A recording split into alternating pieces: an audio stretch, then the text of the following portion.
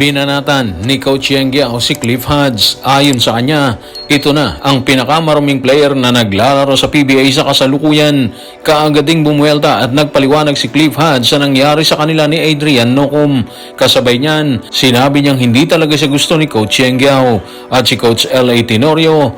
Inilabas ang naging game plan kung paano nila tinalo ang Barangay Ginebra sa bakbakang tinaguriang Manila Clasico. Tutukan po natin ang lahat ng yan. Pero bago yan, pakisubscribe, like and share na lang muna para pareho tayong updated. Binanatan ni Coach Yengia si Cliff Hodge matapos ang banggaan ng huli kay Adrian Nocum sa kanilang bakbakan. Ayon kay Coach Yeng, maruming maglaro si Cliff Hodge kaya para sa kanya, dapat na itong tingnan ng liga dahil delikado umano si Hodge sa iba pang players. Yan ang tinura ni Coach Yeng sa report ni Ruben Terrado sa Spain. Medyo kinabahan kami sa nangyari kay Adrian. Si Cliff Hodge na naman yon. Dami ng ganong insidente ni Cliff Hodge. Sa tingin ko siya na ang pinakamaruming maglaro sa liga. Dapat siguro tingnan ng liga yan. Delikado siya sa ibang players sa gitna ng bakbakan. Record niya na magsasabi, sinaksak niya yung paa niya Kaya siya tinawagan ng unsportsmanlike foul. Maraming incidents na gano'n na nagiging dahilan para mapahamak ang players. Ang dami na sitwasyong gano'n. Involved lagi si Hodge. Tingin ko mapanganib yun sa ibang players. Well, medyo mabigat yung naging pahayag ni Coach Yeng. Actually, hindi biro yung tawagin pinakamaruming maglaro sa liga isang veteranong player. Ibig sabihin yan, para kay Coach Yeng, hindi na ito tungkol sa iisang insidente lang, di ba? Kundi sa mga nauna pang banggaan na sa tingin niya, paulit-ulit na nangyayari dyan. Kaya siguro naiintindihan din natin kung bakit agad siyang nabahala nang bumagsak si Adrian Nocum matapos ang banggaan nila ni Cliff Hodge. May point din siya na sabihin niya na dapat nang tingnan to ng liga. Kung talagang may pattern na paulit-ulit na nagiging dahilan ng panganib sa ibang players, trabaho na ng PBA na busisiin talaga yung mga video at alamin kung aksidente lang ba yung lahat ng yon o kailangan talagang higpitan ng pagpapatupad ng mga rules. Hindi kasi pwedeng hintayin pa na merong malubhang masaktan bago kumilos ang pamunuan Kung tutuusin, hindi rin naman lihim na sa PBA na meron talaga mga player na kilala sa sobrang pisikal o minsan nagiging borderline na yung paraan ng paglalaro. Hindi na tayo magbabanggit ng pangalan kasi meron tayo siguradong kanya-kanyang opinion tungkol dyan Pero alam naman ng karamihan na merong mga ganitong reputasyon na umiikot sa liga. Kaya marapat lang talaga na mas tutukan na ng PBA yung mga ganitong sitwasyon. Kapag walang malinaw na aksyon o walang napaparusahan sa mga delikadong plays, posibleng maulit lang ng maulit yung mga insidente na pwedeng magdulot ng seryosong injury. Sa dulo mga playoffs, mas mahalaga pa rin ang kaligtasan ng mga players kumpara sa sobrang pisikal na laro na maaaring makasira sa karera ng isang atleta. Nagpaliwanag naman si Cliff Hodge sa mga nangyari sa kanila ni Adrian Nocum at base sa kanyang pahayag, aksidente lang ang nangyari. Aksidenteng bunga umano ng kagustuhan niyang mahadlangan si Nocum na kasalukuyang papasok noon sa loob para sa isang mainit sanang basket. Binigkas din niya na dati pa, hindi na siya umano gusto ni Coach Yengia. Yan ang laman ng kanyang pahayag sa report ni Ralph Edwin Villanueva ng Philstar. Sa play na yun, pumasok ako para kumuha ng charging foul Alam naman natin na matagal nang hindi ako gusto ni Coach Yeng. Kaya kahit ano pa ang sinabi niya tungkol sa akin, okay lang yan. Ang importante sa akin, ginagawa ko lang ang lahat para sa team ko.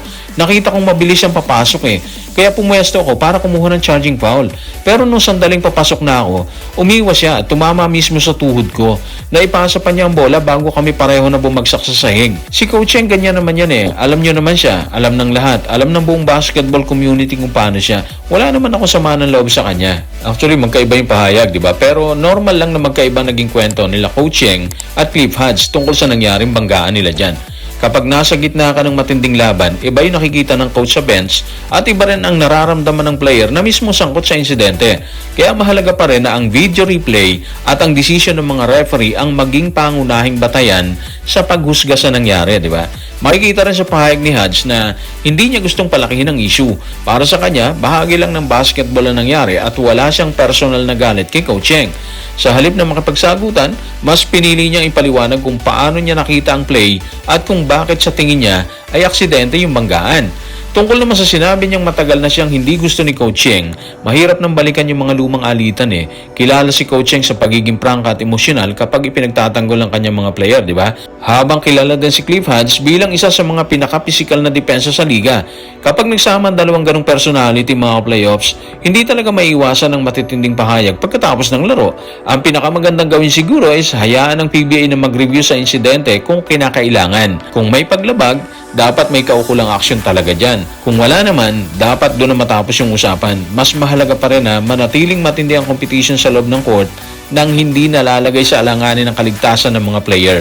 Tuluyan namang binalasan ng Magnolia Hotshots ang Barangay Ginebra sa kanilang bakbakan kagabi lamang.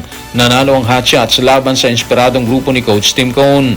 At nang makapanayam ng media, ibinahagi ni Coach L.A. Tenorio ang naging paraan ng kanyang grupo para tuluyang balasahin ang Barangay Ginebra. Yan ang laman ng ulat ni Ruben Terrado sa Spain. Kung meron man na nakakakilala kay RJ sa kanila sa court, sa team, I think siguro ako yun. Superstar si RJ eh. Hindi kami pwedeng basta na lang maglaro. Tinatrato namin siya bilang import. Sobrang respeto ko kay RJ.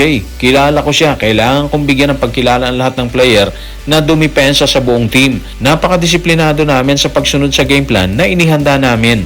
Yun ang maganda sa amin today. So alam na alam ni Coach L.A. Tenorio kung paano pabagalin si RJ Barrientos. Hindi lang dahil magkalaban sila ngayon kundi dahil matagal silang nagsama or matagal silang magkasama sa Barangay Ginebra. Kaya nang sabihin niya na tinrato nila si RJ na parang import, malaking respeto po yun. Ibig sabihin nun, alam nila na kapag pinabayaan si RJ Barrientos, kaya niyang baguhin ang takbo ng laro anumang oras. At epektibo nga naging plano nila. Isipin mo, 2 araw lang nakalipas, umiscore si RJ ng 27 points laban sa Meralco sa napakagandang shooting performance nila. Pero pagdating sa Manila Classico kagabi, bumagsak siya sa 6 na puntos lamang dyan. Tumira ng 2 out of 9 sa field at 0 out of 3 sa 3-point area. Malino na ginawa ng Magnolia ang lahat para mawala siya sa kanyang rhythm. Pero hindi lang naman si RJ ang pinigilan ng Magnolia mga playoffs. Kapansin-pansin din ang sinabi ni Coach L.A. na lahat ng players nila naging disiplinado sa game plan. At lumabas nga yun sa laro habang hirap ang Barangay Ginebra sa opensiba nila, sina Save Lucero nagtala ng 24 points at 10 rebounds. KJ Buffen meron siyang 23 points at 11 rebounds. Si Ian Sanggalang nagbigay siya ng 16 points mula sa bench. Hindi lang depensa ang pinakita ng Magnolia dito mga playoffs. Sabay ding umandar ang kanilang opensiba. Ito yung klase ng coaching na gusto mong makita sa isang malaking laban tulad ng Manila Classico. Hindi lang puro emosyon at rivalry ang umiiral. Pinag-aralan talaga ng Magnolia ang pinakamalaking sandata ng Ginebra at matagumpay nilang naisakatuparan yung game plan. Kaya masasabi natin na ang panalong ito hindi lang dahil sa init ng shooting ng Magnolia, kung hindi dahil sa napakagandang paghahanda at disiplina ng buong team.